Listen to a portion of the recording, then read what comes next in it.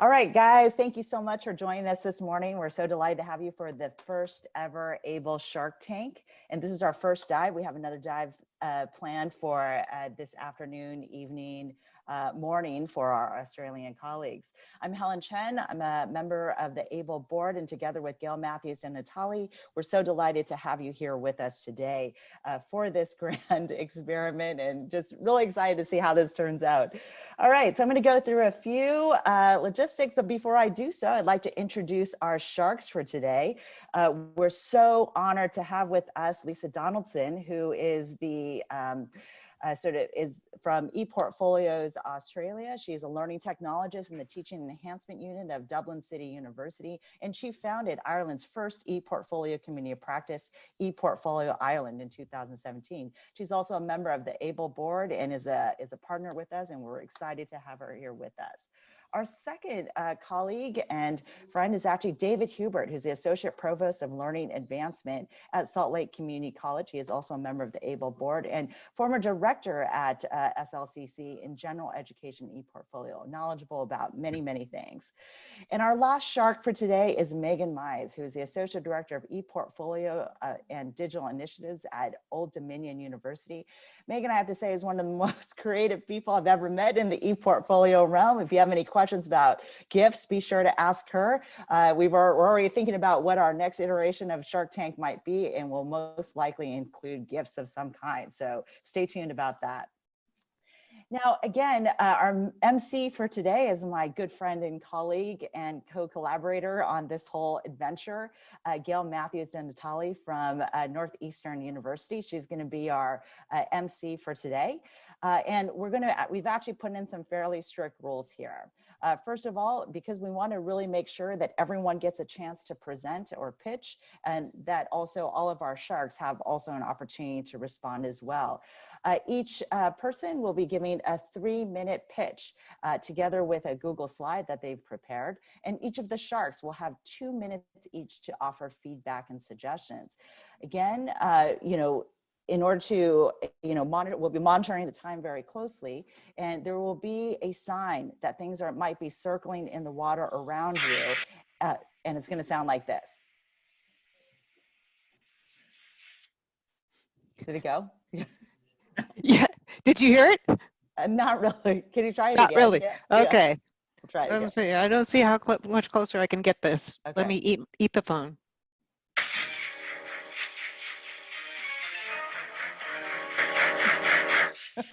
All right, so I think you get the general idea. Did we get the point?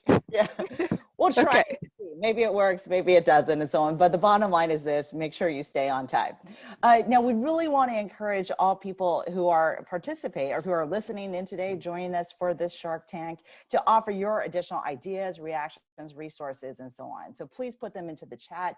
We really want to crowdsource as many references, suggestions, reactions, for our participants today, and we'll be providing them with a summary of these, of all of the great ideas that are shared, both from our sharks as well as for our community, after this session is over.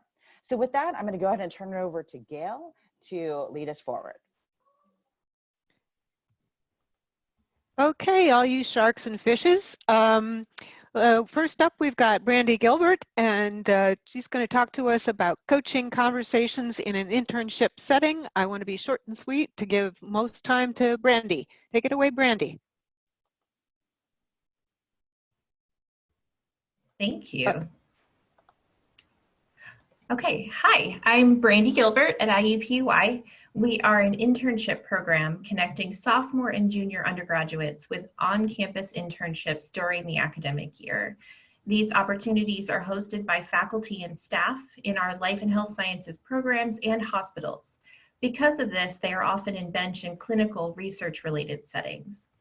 We use ePortfolios to document intern reflections on what they're learning, how they're growing, and to explore their professional identities.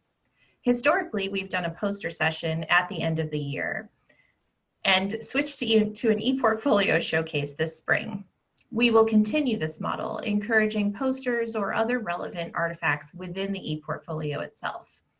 Our supervisors understand the norms of citations within their fields for a poster or a manuscript, but many are unsure of what it means to share information in an ePortfolio and within other multimedia and web-based platforms. Our eternal program challenge is to provide broad education and support for 75 interns while leaving room for discipline-based differences across 60 different sites. Interns may be nervous to ask or don't know how to start a conversation about citations or what content from their work can be shared. Similarly, supervisors may not immediately know the answers to those questions in this context. This year provides a unique opportunity. We're all getting a little better at admitting we don't know, and our supervisors are more open to modeling how teams collaborate to discuss and find answers to complex questions. Our plan is to provide periodic basic information on things like plagiarism and appropriate citations in an ePortfolio, relevant to the prompts the students are answering each month. Then we will coach interns on how to ask questions at the internship site, and will communicate with supervisors to help them be prepared to answer. This allows us to cover a lot of ground while freeing up time for me to individually address questions and situations as they arise. We will encourage a spirit of, let's figure it out together, as they discuss what to include in a showcase ePortfolio and how to properly reference information and document research outcomes based on requirements for their discipline.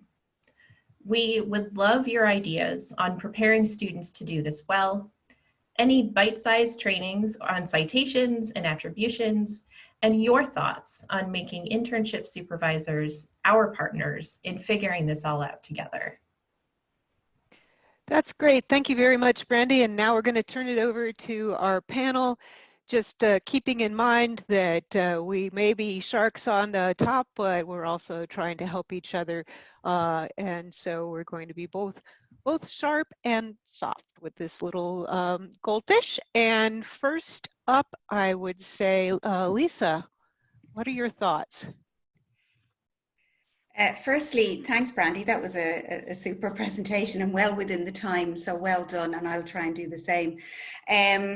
I love your approach about figuring it out together, particularly when you are just moving to the portfolio space and away from a poster space. And I understand some of the concerns around citation as well. We have the same issues in Dublin City University. I suppose what I wanted to focus on or ask you a little bit more about were the prompts that you provided for the students to support their reflections and their inclusions in the ePortfolio.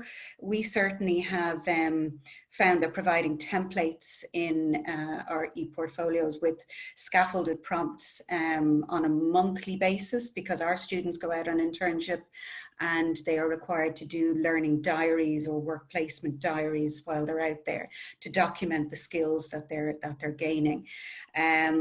So have you looked at the kind of prompts that you are giving and the kinds of feedback and the degree of feedback and the regularity of feedback that your advisors can give? Yes, we have extensive prompts that they're split into 4 different pages: about me, career goals, talking about the internship, and then other experiences they're having. So we have those prompts spread across the 4 pages, but then we do divide them into those monthly chunks, and they get feedback from their peers, from our student ambassadors, but we really haven't until this point had the supervisors give much input. So I think that that's something that we could do. Certainly we found that the feedback from supervisors is useful, and that connection with industry is, you know, the whole Education 4.0, the confluence of the educational partners and the industry partners where the interns are being placed can be very important. And that engagement with the community. What we've actually found is that some of the organizations that our interns have gone to, because they're involved in the ePortfolio review, now actually make it a requirement that any interns that they take from any universities also go an ePortfolio approach. So engaging them and involving them, I think, might be very useful. Great. And I also want to continue, as Helen said, to encourage any of you who are not on the Shark panel and other presenters as well to help Brenny out, give her some ideas. And so the next Shark we're going to hear from is David Hubert. Hi, Brandy. This is a great project and a wonderful presentation.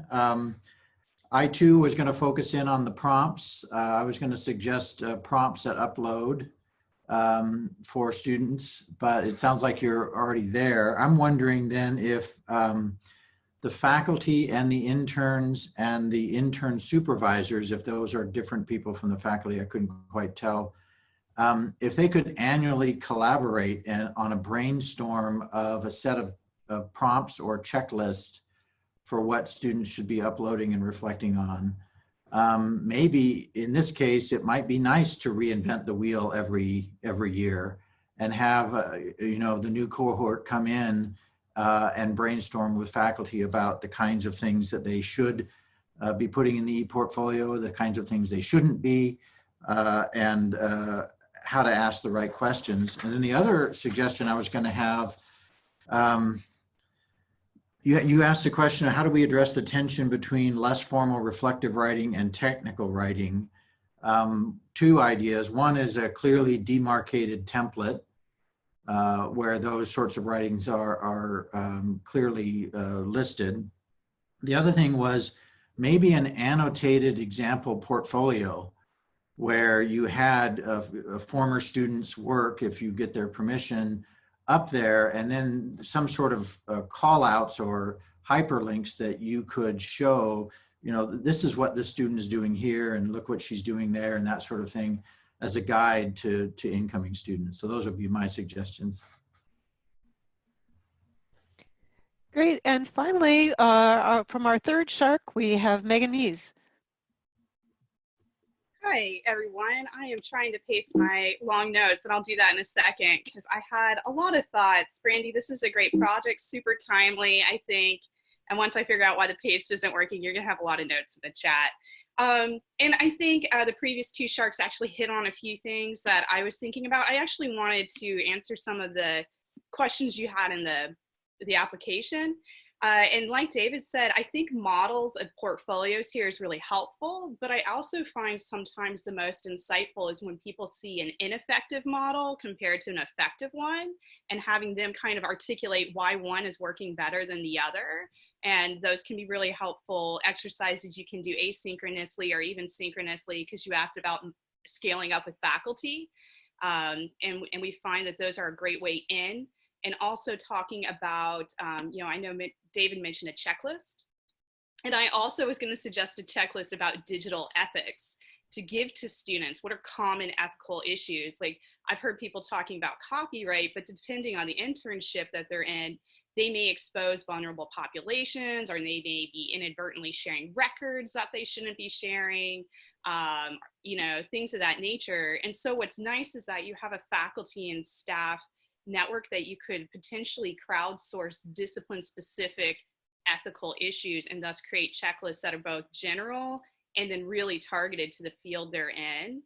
And then I had another one. Oh, no. Oh, and then always make use of the resources that the university has. I know IUPI is very resource rich, and so like you have a great library staff, your writing center, etc. They could probably offer workshops or already have materials you could draw on. And I'm going to stop there and try to paste something into the chat. I hope that's helped. Thank you so much. Thank you so much. We've got some great feedback thank you to Lisa and David and Megan, and I love the fact that we're doing a little bit of back and forth questioning. Helen and I are working out the timing to maybe allow a little bit more of that, because that's where some of the fun happens. So next up, Helen. Okay, so we've got Amy Powell next up, going to tell us a little bit about Canvas Expand. Take it away, Amy. Great, thank you. So ePortfolio at IUPUI is a professional development resource site in Canvas Expand, which is a part of Canvas for non-credit bearing professional development. It's a set of ready-to-go resources of ePortfolio assignments and activities. Everything in the site is designed for asynchronous online delivery, but can also be used in face-to-face and synchronous online settings. Faculty and staff instructors self-enroll in the site. They can browse the resources and then import any or all of the resources into their own Canvas site where they can edit and customize them to meet their specific learning goals. It's organized by modules, including a course networking ePortfolio resource module, which is a set of help guides, assignment templates, including an introduction to ePortfolio for degree programs or individual courses, a wraparound template for turning any assignment into an ePortfolio assignment, among others. There's a first year experience module, internships, career, service learning and community engagement, and Google Sites resources, with more modules to come, including capstone, leadership programs, undergraduate research, work experiences, study abroad, and co-curricular programs. So why did I create this? Well, there's a focus at IUPUI on quality, high impact practices. We have a high impact practice taxonomy that provides guidance on quality ePortfolio practices. And I wanted to translate the taxonomy into practice to help faculty move from the point of seeing the value of ePortfolio to being able to successfully implement ePortfolio through high quality assignment design and provide consistency of messaging and support to students. I wanted to address apprehension around online teaching and learning. Assignment design for asynchronous on-the-line delivery requires the most precision and transparency, and high quality assignment design can influence adoption of best practices, both in ePortfolio and in the content area. For example, most modules contain a set of assignments that support scaffolded learning over time and best practices in the content area. For example, service learning community engagement includes an introduction to reflection along with the pre-service, in-service, and post-service reflections scaffolded. The internship module also includes like an early semester, mid-semester, late semester reflections, all of which then go into the ePortfolio. I wanted to remove technology apprehensions and barriers, and by creating ready-to-go help guides that could be easily imported to a course site. And to support adoption of the resources, every item can be customized by individuals or by a program. So for example, if a degree program wants to adopt ePortfolio, I can quickly and easily create a set of customized and branded assignments based off the templates with consistent messaging, support, branding, and scaffolded for learning over time. So in summary, ePortfolio at IUPUI is a Canvas resource site full of ready-to-go yet editable ePortfolio activities and assignments. And while they're designed for IUPUI faculty and staff, all of the resources are available publicly, and you can self-enroll using the link on the slide. Thank you. Great. Now we have our time for our sharks, and just reminding you that in the words from Finding Dory, fish are friends, not food. This is about being supportive and constructive in your feedback, not that you weren't last time. Also, those of you in attendance, you make ample use of the chat because those fish could really use all the input that they can get. Lisa, up first is our first shark. Hi, Amy. Thank you for that. And I've already enrolled in that bank of resources. And I have to say, it's absolutely fantastic to have that available for your staff. So really well done on that. It's a great bank of resources. You were looking for guidance on ways to increase the use of those resources. So I suppose my quick question to you is, I'd be interested in the analytics behind the resources. I mean, are staff taking the opportunity to enroll and to review and to use those resources? Is it more of a case of that additional promotion is required rather than additional resources? Yeah, that's a great question. So I do have the ability to see who is enrolling in the course, how much time they're spending in there, and then through Canvas Commons, I can see how many downloads of each resources. And I'm working on trying to figure out how to drill down on who the individuals are so I can do some follow-up and consultations. And I will say there are more people enrolled than actual resources being imported into Canvas sites. Yeah, and I do some marketing through our various listservs, and then outreach and consultations and webinars on campus.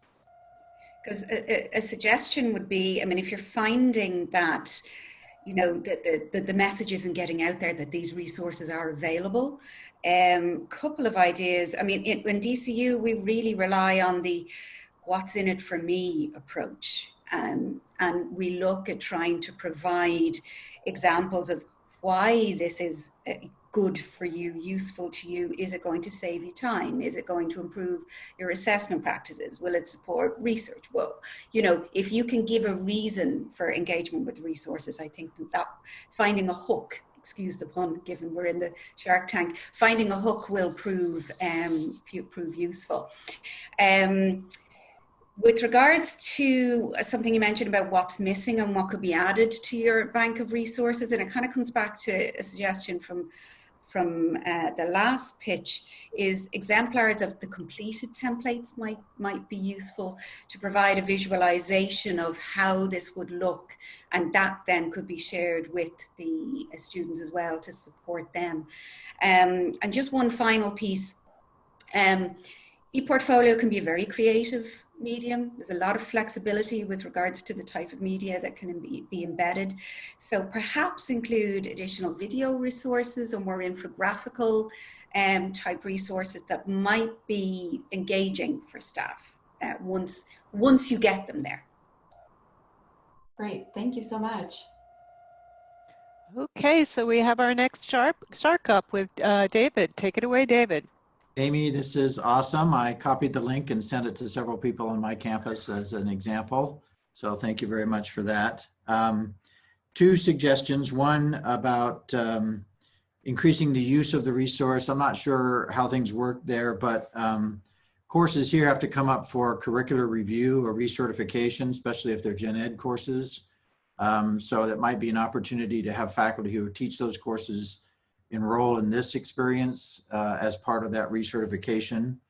Same thing for online courses that have to be recertified for Quality Matters. Might be an opportunity for faculty to enroll in this course. And then if you have a new faculty orientation, I'm wondering if this could be part of that to sort of get new faculty involved in the ePortfolio culture at IUPUI. In terms of resources, I haven't been into the actual course. I've just seen the teaser, but I would echo Lisa's comment about video resources, specifically video interviews of faculty and how they use ePortfolio in their classrooms, and interviews with students about their best ePortfolio experiences. I think faculty learn a lot from hearing about students who have positive experiences with ePortfolios. Great, thank you. Great ideas. Wonderful. And now, last but not least, Megan. Hi, I will echo everyone. I really loved this site. I got to poke around in it for a little bit, and I have a feeling it's going to be a rabbit hole where I spend a lot of time in it. So thank you for sharing. That's lovely. I've managed to actually master pasting, so that should give us all comfort in the text here. And the first two sharks, you know, actually touched on things I was going to say. So I want to tilt a little bit. You can see that I also suggested models, multimedia content, because I felt as a user, I saw a lot of text that greeted me, and it kind of wove through. I had wondered if you all have done any usability testing with faculty who might be using this, and faculty who are at different levels of understanding ePortfolio or different levels of digital comfort.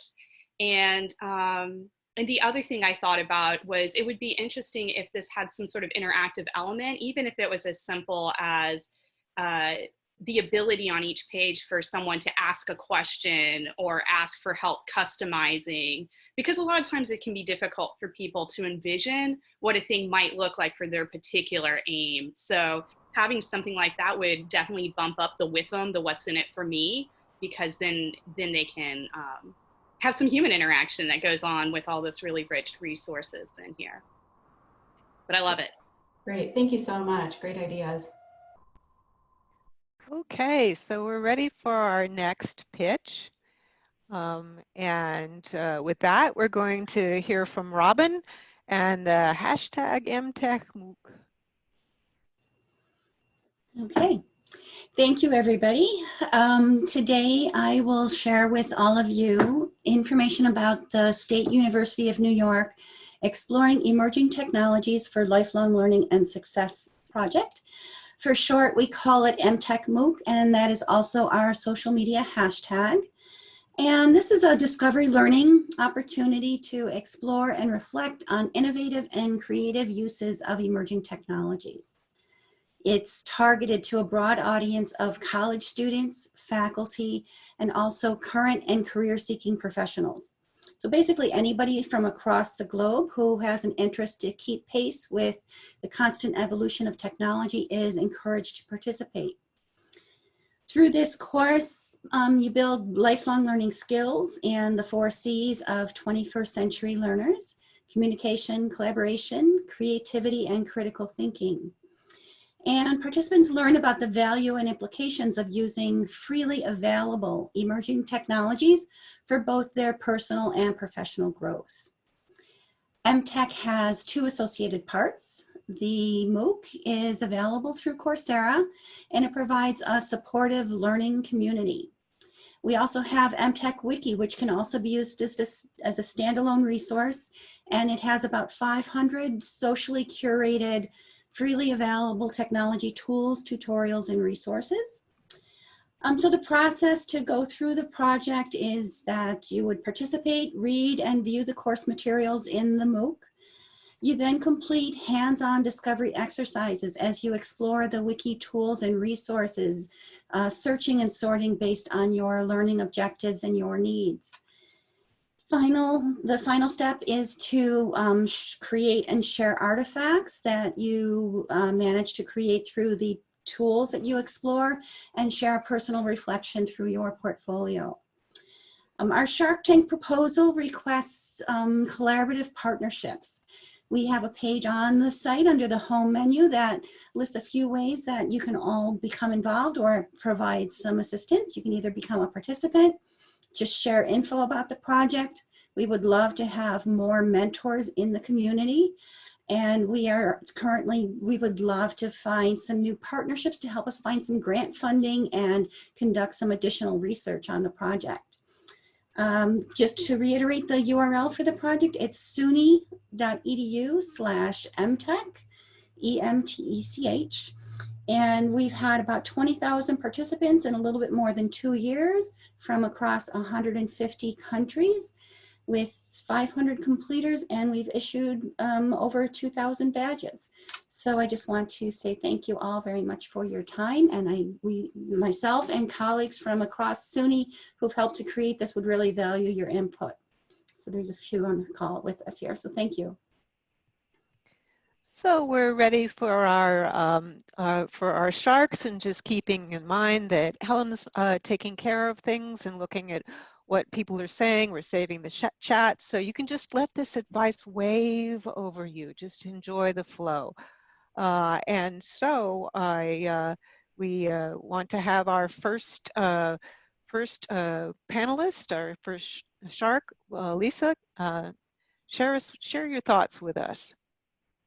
Thanks, Robin. That was a great presentation, and I love the slide as well. I'm saddened to know that I hadn't heard of this project before, because I'm in total agreement with the aims and the aspirations, really, about the lifelong learning. So my suggestion, and clearly you're already doing this, is to link into existing networks.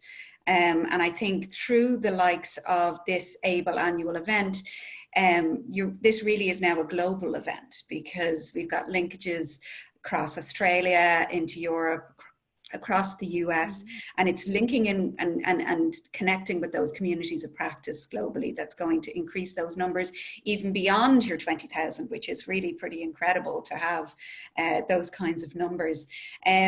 Personally, it's actually through AAEEBL that I managed to make connections with the Connect to Learn project, and made partnerships with Pace and John Jay, and resulted in kind of collaborative conference presentations. And you know, the community is really strong and it's really open, and it's like no community that I have ever known. ePortfolio people are very welcoming and very eager to help. So I certainly am happy to take the information that you have given us here and take it to my own network in Ireland, which then also connects into the UK and some other communities of practice across Germany. So if it's of any help to you, I'm more than happy to do it.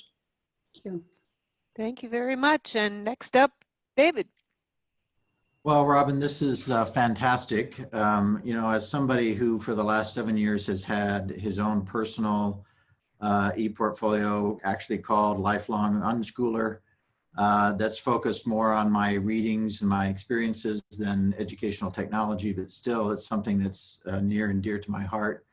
It's also extremely timely and important as, you know, we're involved in remote teaching and distance and online education in this pandemic. So I applaud you. I agree with Lisa that I'm surprised that I had not heard of this before. Couple of ideas. I mean, I'm wondering if you could reach out or we could help you reach out to other state higher education systems. I could pass this along certainly to folks in the Utah system of higher ed, where I think it would gain traction. Secondly, I was surprised just on the initial landing page that the creation of the ePortfolio was not very prominent in the description.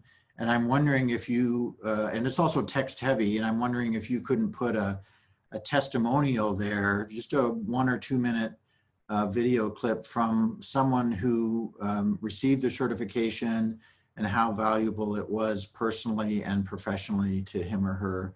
I think that would be a good marketing tool, but well done. Thank you. That's great ideas. Thanks. Wonderful. And let's hear from Megan.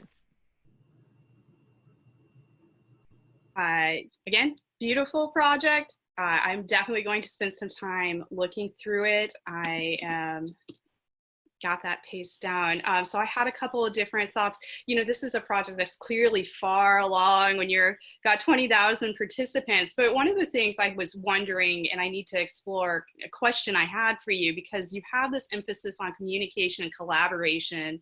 And I was wondering how social is the ePortfolio construction, because we see an increase in effectiveness when individuals are interacting with others, an increased sense of social presence.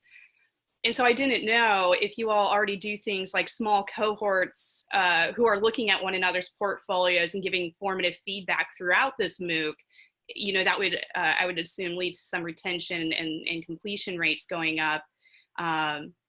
And then off of this, and this is, you know, Helen signaled I'm someone with weird ideas. So here's my weird idea for you. I was thinking of potentially turning towards something like CRLA, you know, people who are tapped to do training for tutors, giving them certification, and seeing if they couldn't align with you to be people who give that formative feedback to folks going through your MOOC, i.e., you know, taking those 2 training tracks and showing tutors who need to practice digital literacy anyway, and giving formative feedback to people who are building portfolios. And then also that might actually get more people into your MOOC. So yeah, that's kind of what I was thinking, but bump that social element and, you know, show them that portfolios are social media too, right?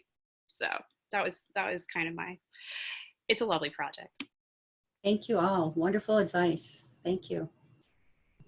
Fantastic, fantastic. So we've now got John Turner, and he's going to make some lovely music for us with the Music Maker Portfolios pitch. Well, good morning, and thank you for hearing my proposal. High Point University has a Bachelor of Arts in Music, which is a liberal arts degree generally intended for avocational musicians and often is half of a double major. Our learners, with some significant exceptions, have generally fit this BA profile in spite of efforts to move the program toward a more rigorous Bachelor of Music model. Accordingly, we recently undertook a significant revision to the departmental mission. The new orientation will honor our avocational learners, but is also intended to attract creative performer composers who work in a variety of styles beyond the classical tradition. Our new model will seek to widen their horizons and sharpen their skills so that they can go on to envision new 21st century careers beyond the traditional conception of what college-trained musicians typically do. Our new mission contains the 5 learning outcomes listed under number 2, and our emphasis will be on creativity, breadth of experience, connection to the community, and innovation. The stakeholders for the proposed ePortfolio include the students themselves, but also their parents, the faculty, potential employers, or even better, investors, graduate schools, and service organizations. Our current degree already has a robust structure for ongoing assessment and integrative learning, but in the past, we have collected artifacts only informally and without any organized system for using them, either in the pedagogical or assessment processes. The current list of ePortfolio artifacts incorporates these, framing them with the student's mission statement developed in consultation with their advisors, and incorporating a professional CV or press kit and class projects from both the core courses and the Global Studies course. In the past, we have met with each student individually at the end of each semester for an informal conversation about their progress. This proposal enhances that structure, asking students to curate and reflect on 2 of their creative works from the ongoing assessment structure, as well as their aligned class project for the semester, discuss them with the faculty, and then incorporate them into the ePortfolio. They will also reconsider their mission statements annually, making revisions as necessary. While several of the value rubrics would be appropriate for the evaluation of the ePortfolios, it seems logical to begin with 3. Creative thinking, to make sure that we are opening up possibilities. Intercultural knowledge and competence, to make sure that we are emphasizing sufficient breadth. And integrative learning, which has always been the goal of our program. In order to evaluate the impact of the ePortfolio, we will collect data periodically from the software in order to determine how often the ePortfolios are accessed and which parts receive the most views. Furthermore, we will seek out feedback from our stakeholders to determine the impression our ePortfolios make, the value they provide in decision-making, and any shortcomings they exhibit. This data will be collected and analyzed for a project ePortfolio with public-facing pages accessible from the departmental website. And after 5 years, the cumulative data and reflections will be collected into an article for an ePortfolio journal. Thank you for your attention. I'm eager to hear your feedback. Okay, so now we're back to our sharks and we're bringing it on home. Please also keep in mind, it's not limited to the comments of the sharks. Use that chat room liberally so that John gets as much feedback as he can get. Let's hear from Lisa. Thanks a million, John. That was a whistle-stop tour through a lot of different areas there. I'm very impressed with the amount of thought and consideration that's already gone into this.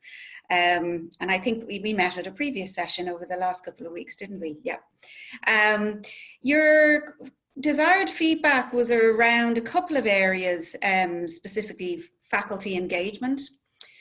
So I suppose I'm curious as to why are you, is there a lack of faculty engagement with the program currently, or with the portfolio portion of it? Well, currently our faculty are working rather independently, shall we say. Okay. Okay, so that makes sense of the feedback request.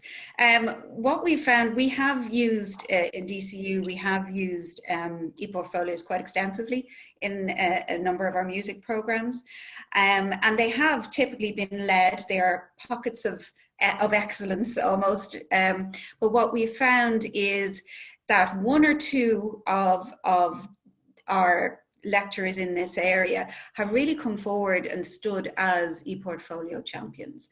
And what we're finding is that there's a ripple effect happening within the department or the faculty. And that, and it's really interesting because compared to other faculties where we would normally advocate a heavily, or at least a well-structured, templated approach to ePortfolio, music being such a creative art, and this particular ePortfolio champion advocates the blank page approach for her students to really showcase all that they have gained from the program. So I think you could, I don't know how flexible your artifacts and your templates around that are, but certainly that's what we found in DCU. So providing flexibility around the creation of ePortfolio, supporting the ePortfolio champion from within the department can cause that ripple effect, which will help spread ePortfolio. Great, that's wonderful. And maybe we can hear from David. John, this looks like a wonderful project. I had probably the hardest time getting my mind around what sort of feedback to give you. And I want to hone in on the kinds of portfolios that students will be doing.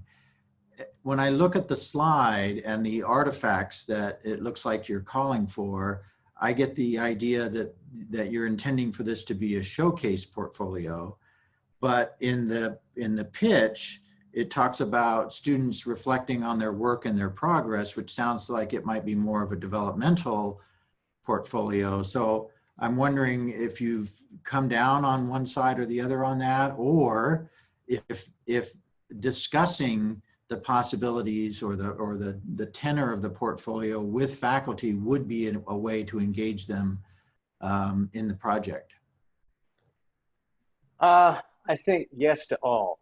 My original idea was to have it transition from a sort of a developmental portfolio into a showcase portfolio with live and private pages.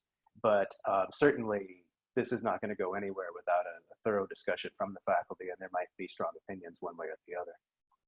Yeah, and that might be a good theme around which to do a faculty development session. Great, and Megan. Okay, I had thoughts. I love this project. I've dropped in some comments.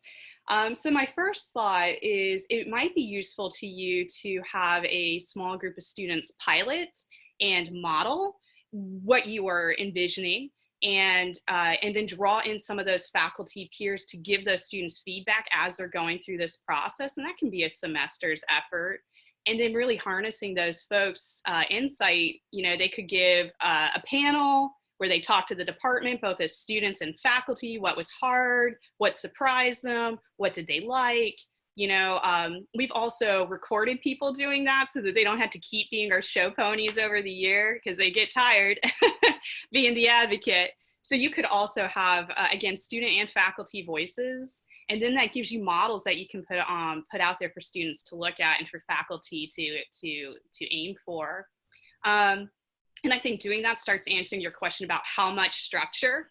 Like the students will start to show you just how much structure you need. And when the faculty tell you, I didn't see things I expected to, so that now gets into the concrete application and design. And another way to kind of generate enthusiasm, and a friend of mine at UA, Shelly Rodrigo, calls it the sticker approach. People will do a lot for a sticker, and she's not wrong, but is having a kind of an annual top 3 ePortfolio competition, and thus singling out those really compelling portfolios. Certainly we saw that at Clemson for a while. And we even have seen a lot of success where we have ePortfolio mentor faculty awards to acknowledge that there are those faculty who are going above and beyond to help students. So both sides of the house are recognized for extraordinary effort. And it can be really fun and really playful. And again, that always leads to a conversation about why is it we like these portfolios? What are they representing about the program or our efforts that are extraordinary? So, I love it. It's great. Fantastic, fantastic. So, Helen, were you gonna? Yeah. So I wanted to take a few minutes to kind of go meta and to talk a little bit about sort of what the Shark Tank represents. For one thing, I want to really applaud the brave little fishes who went swimming with the sharks. That takes a lot of courage, and we are very, very grateful to you for just diving right in. I also want to say that, while Shark Tank is playful, it's also a way of demonstrating the transfer of learning and evidence of impact of a conference. And I'm reminded of Ruben Pointedera, who has noted that kind of whenever we've got new taking learning into a new and different digital realm, the kind of first instinct is to replicate what we would have had happen on ground. So here we had 3-day conference. What are we going to do? COVID, yada, yada, yada. And we were able to think with some wonderful people, Tracy, Kevin, Helen, and the like. I'm sure I'm leaving somebody out, Candace. An opportunity to think transformatively. So when a 3-day in-person conference becomes a month-long online distributed event, this opens up possibilities. And I want to mention two, there are many, but possibility number one is for that over the course of the month, participants can begin to apply what they're learning in context, in their local context, while the conference is underway. If this was a 3-day conference, that would be taking away from the precious time that you have to be meeting with people. And I think the second thing is this offers an opportunity for the conference conveners to see the impact of the event. So this session, in fact, is direct evidence of learning that goes beyond the typical conference evaluations in which you get a lot of commenting about the food and the temperature of the rooms. So kudos to you and thanks a lot. We've still got about 10, 11 minutes. I wanted to open it up to general conversation for anybody who wanted to share their thoughts. And also we've got our fearless leader, Helen. Yeah, so so first of all, great job, everyone. We didn't have to play the Jaws theme, so both our sharks and our participants did a really great job. Yeah, we wanted to open up for any questions or comments from people in the audience for either our sharks or our participants, our presenters.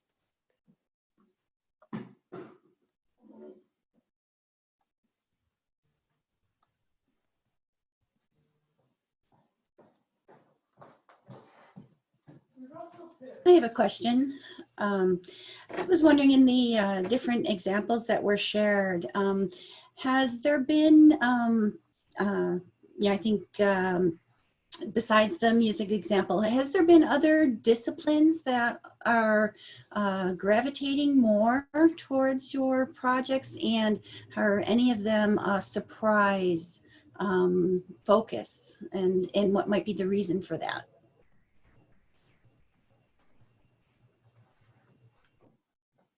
Yeah, Megan, were you going to say something? Sure, I'll hop in. I'm a talker. So you asked really two questions there. Our medical and medical adjacent disciplines have really been the forefront of ePortfolio work at our university. Nursing in particular took it and ran. I think they have a really compelling reason for being so right now, but they've been doing it for a very long time. Right now, we're actually seeing our world languages folks really tilt into it, but the reason for it is they're kind of under assault. Like, they're a discipline that has to defend. And so I've noticed this trend that the fields that often feel very comfortable are less likely to grab at portfolios, and disciplines that they have to kind of show their work, to show, like, people often say, it's like, I'm in writing, and they're like, well, it's not a content field. And it's like, it's extremely a content field. We have to show that work. And so that has been very interesting, that portfolio work has, at least at our university, has really been aligned sometimes with field anxieties, and trying to make sure that students can show that it is a professional field with demonstrable skills. And so that has surprised me over the years. But the sciences are a little slower. Like, our engineering is starting to come to us, but not as enthusiastically as some of the others. Gotta turn my sound down. Yes, I would agree with all of that. The hard sciences are slower to embrace ePortfolio. We're beginning to see it now. What I saw that was quite interesting in the last semester was some of the humanities, some of I can't hear you. Law and government, for example. We have multiple instances of where we're seeing ePortfolio being embraced there, whereas much more traditionally, it's teaching and nursing. They're the two biggest disciplines for us. But we're just beginning to see inroads now. And I think as a result of the pandemic, and given that ePortfolio is, it's been put forward as an alternative assessment, but I would proffer that it should have been the original anyway. But I think we're going to see a huge expansion going forward next semester across all sectors, all disciplines. Just my 2 cents, that a lot of the fields that are standards-based, where people have to demonstrate artifacts in relationship to standards, so for nursing, it also happens within education, they kind of dove into portfolios early in the game. And then there's the question of, well, can we both have our standards-based portfolios, but also some of the more kind of reflective components behind it? So that's another interesting wrinkle in terms of discipline-specific, why some disciplines might go toward portfolios more quickly than others. Yes, Tracy, did you have a comment? You were talking about the language of the disciplines. Oh yeah, I'm sorry, I've got construction at my house, so hopefully it doesn't sound terrible, but yeah, I think being sure to position the work that we're doing with ePortfolio in the language of the disciplines is essential, because the words that we use to describe reflection, for instance, or documenting learning need to be understood by the folks in those disciplines. And we've found that, focusing in on instructional bottlenecks or challenges really does make a big difference, because it's something they're needing to address anyway. And so I think portfolios just lend themselves really well to dealing with those issues. Great, thank you, Tracy. And it's also interesting how your background construction sounds a lot like the theme from Jaws. We've got about 6 more minutes. Anybody want to have any other comments? I know Helen was going to do a few concluding words, but.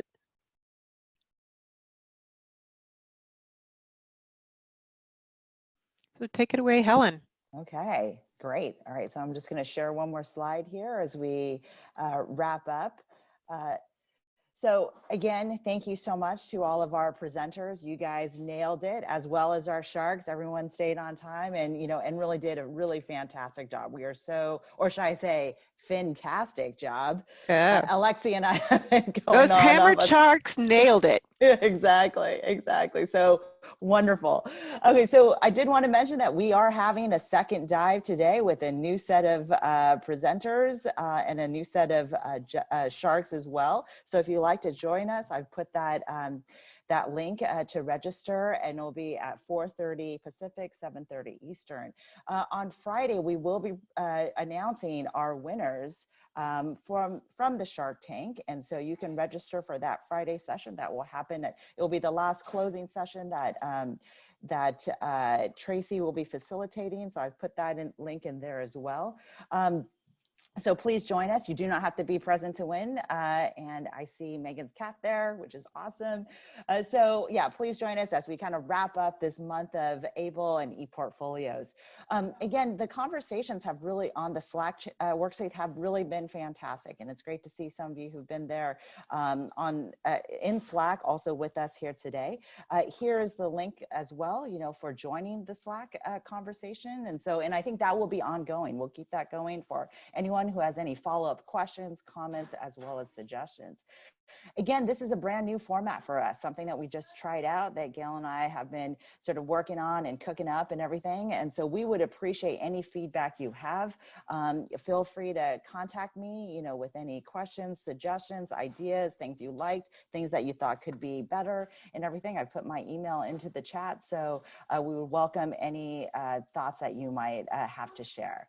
So with that, we'll go ahead and come back to dry land. Unfortunately, it's been beautiful down here in these uncharted waters. We're certainly so delighted that you guys were able to join us today, and we hope to see you again at one of the other AAEEBL events today. Don't forget, at 12 o'clock Pacific, 3 o'clock Eastern, Candace and others from the the AAEEBL ePortfolio review, will be facilitating the session to learn more about publication opportunities in the review. So thanks so much and have a terrific day, afternoon, evening, whatever it might be.